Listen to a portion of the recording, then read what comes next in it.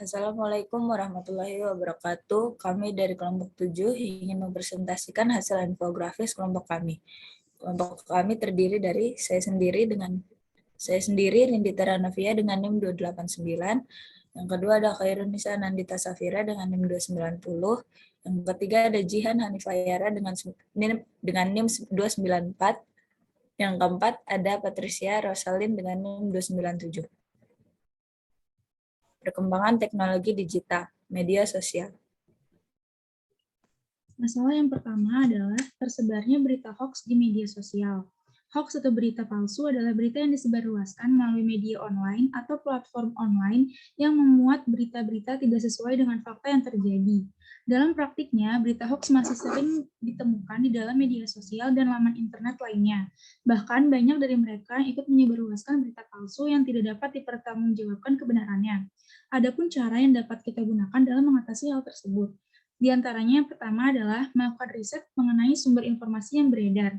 Setelah menerima informasi atau sumber berita yang tersebar di media sosial, ada baiknya untuk kita melakukan riset atau pencarian kembali di platform lain, atau mengecek kebenarannya dari website lain, yang kemudian kita jangan langsung percaya, bahkan ikut menyebarluaskan informasi yang belum dibuktikan kebenarannya.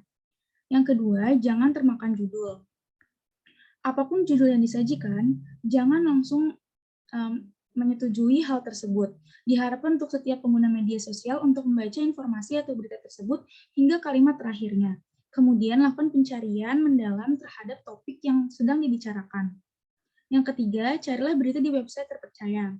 Berita atau informasi yang telah disajikan oleh media sosial sangatlah banyak, sehingga kita sebagai generasi muda yang melek teknologi harus cerdas dalam memilih sumber berita agar tidak termakan oleh berita palsu. Permasalahan selanjutnya adalah pembulian di media sosial atau cyberbullying. Pembulian di media sosial atau cyberbullying merupakan segala tindak kekerasan yang berbentuk kekerasan yang dialami korban di dunia maya. Bullying tidak sama dengan candaan karena ada salah satu pihak yang dirugikan. Bullying secara langsung ataupun menggunakan media sosial haruslah diberhentikan karena bullying memiliki dampak terhadap korbannya seperti dampak mental, emosional, bahkan fisik. Adapun cara yang dapat kita lakukan saat merasa bahwa kita menjadi korban cyberbullying yaitu yang pertama, mencari bantuan kepada pihak yang dapat dipercaya seperti kepada orang tua dan teman. Lalu yang kedua, melaporkan kepada pihak yang berwajib seperti kepada polisi. Yang ketiga, mengaktifkan mode filter komentar dan yang keempat adalah memprivat akun.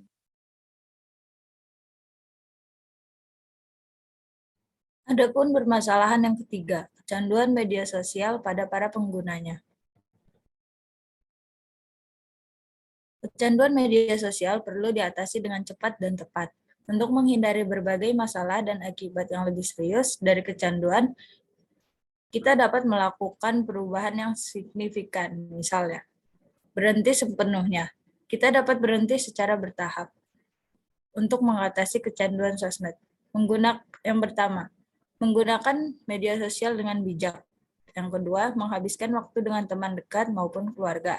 Yang ketiga, memiliki kemauan yang kuat untuk berubah.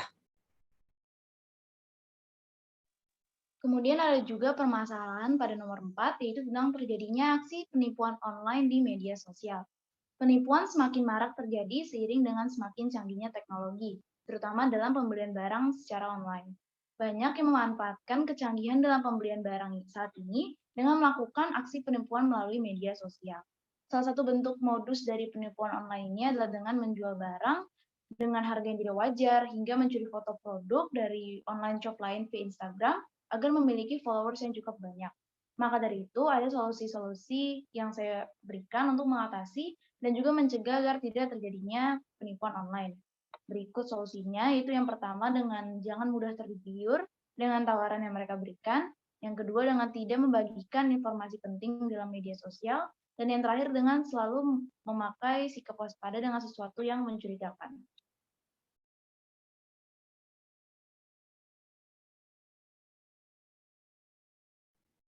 Sekian presentasi dari kelompok kami. Wassalamualaikum warahmatullahi wabarakatuh.